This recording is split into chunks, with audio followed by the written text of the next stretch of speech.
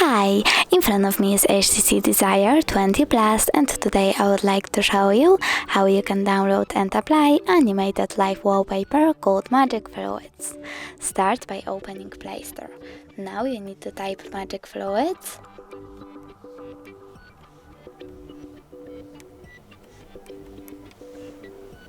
and download this app from this developer.